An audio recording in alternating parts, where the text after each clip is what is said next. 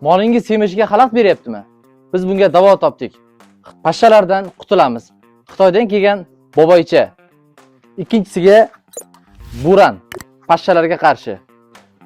Buranga yana qo'shimcha 2 qoshiq 1 litrga shakar solsangiz, undan ham zo'r bo'ladi. Pashshalardan qutuladigan vaqt keldi.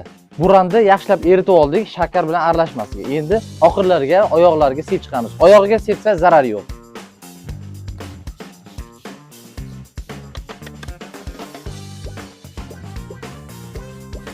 Ha, bu jonivor ham maza qilyapti-da. Boboychani solib oldik.